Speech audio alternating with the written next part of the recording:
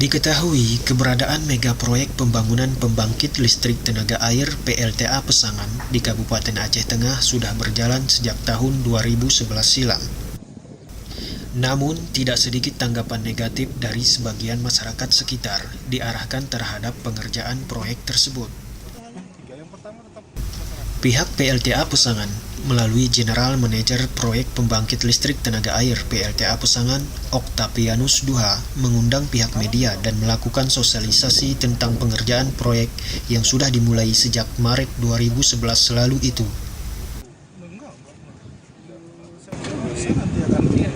Saya nggak tahu, nanti mungkin ada regulasi khusus untuk itu karena itu kolam yang kita siapkan.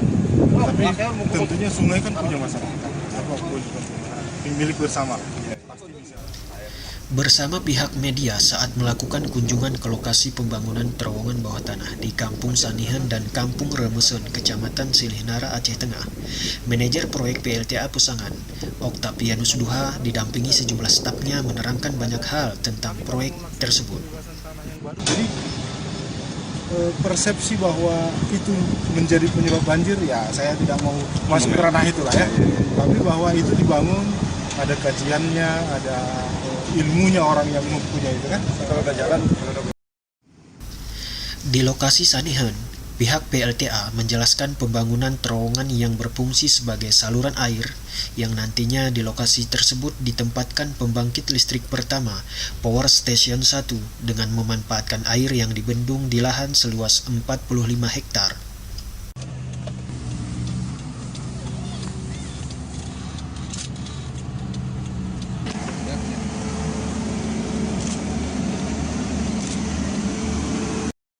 Setelah menjelaskan tujuan dibangunnya Power Station 1 di Sanihan, kunjungan dilanjutkan ke lokasi pengerjaan pembangunan terowongan bawah tanah di Kampung Remesen. Dijelaskan, sistem dan perlengkapan keselamatan pekerja di terowongan ini sudah disediakan sesuai dengan standar keselamatan. Terowongan bawah tanah tersebut sudah dikerjakan sejauh 1 km. Terowongan berkonstruksi baja dilapisi beton ini sudah tergali hingga 1 km ke dalam tanah dan berada di kedalaman 100 meter dari permukaan tanah. Untuk kebutuhan oksigen para pekerja, disediakan blower penyuplai udara yang sudah dirancang sesuai standar operasional, sehingga para pekerja tidak lagi khawatir jika sewaktu-waktu suplai oksigen kurang atau bahkan tidak tersedia.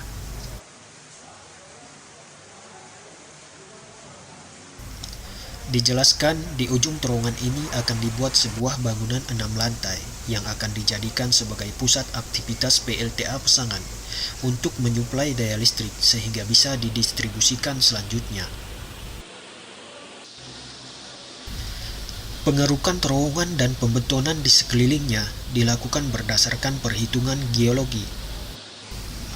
Setelah pengerukan tanah dilakukan, tim pemeriksa kemudian bekerja melakukan pengecekan terhadap tekstur tanah dan bebatuan di sekitarnya terlebih dahulu, hingga dinyatakan aman. Proyek pembangunan PLTA Pesangan 1 dan 2 menargetkan akan menghasilkan energi terbangkit sebesar 323 gigawatt per tahun, atau dapat disetarakan dengan kebutuhan energi listrik bagi 700.000 rumah dengan daya per unit rumahnya sebesar 1.300 watt. Ini tentu saja daya yang besar jika daya listrik ini dialirkan ke rumah-rumah di Aceh Tengah, sehingga daya tersebut bisa mengatasi krisis listrik, seperti yang tengah dialami sebagian besar daerah saat ini. Energi listrik tersebut didapatkan dari 2 power station, di mana pada Power Station 1 akan menghasilkan daya listrik terbangkit sebesar 45 MW, sedangkan pada Power Station 2 akan menghasilkan daya listrik sebesar 43 MW. Sehingga dari kedua power station tersebut akan terbangkit daya listrik sebesar 323 GW per tahunnya.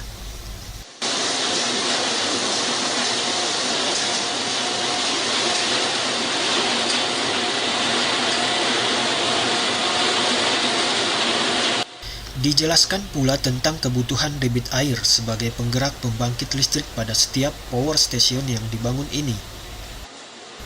Pada setiap power station memiliki kebutuhan debit air yang berbeda, begitu juga dengan ketinggian jatuh air yang juga berbeda. Pada power station 1 dibutuhkan debit air sebesar 25 meter kubik per detik dengan ketinggian jatuh setinggi 205,3 meter. Sedangkan di power station 2 debit air yang dibutuhkan 26 meter kubik per detik dengan ketinggian jatuh air setinggi 187,7 meter. Pada masing-masing power station akan menggunakan 2 mesin, 2 turbin, dan 2 generator. Pekerjaan proyek PLTA Pusangan terbagi ke dalam 4 lot. Lot pertama adalah pengerjaan sipil yang dikerjakan oleh Hyundai Company dan PT PP, perusahaan perumahan. Pekerjaan ini dimulai sejak 2 Mei 2011. Lot kedua adalah pekerjaan metal work yang dikerjakan oleh PT Wijaya Karya atau Wika dan PT Amarta Karya, dimulai sejak 8 Maret 2012.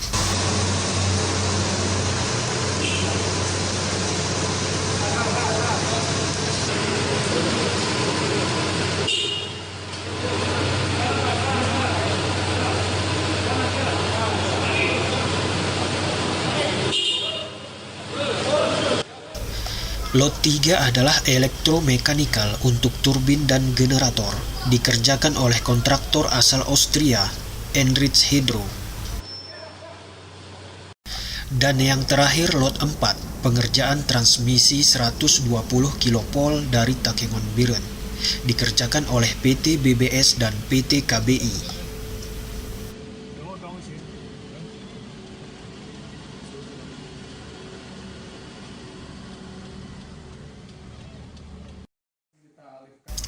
Hingga kondisi terakhir, pekerjaan yang dapat dilihat adalah pekerjaan lot 1 saja, sementara lot lain belum dimulai.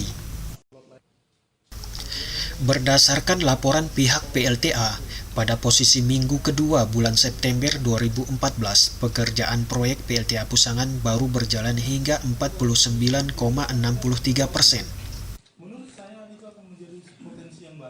Sementara proyek PLTA Pusangan sendiri harus selesai dikerjakan pada tahun 2017 mendatang.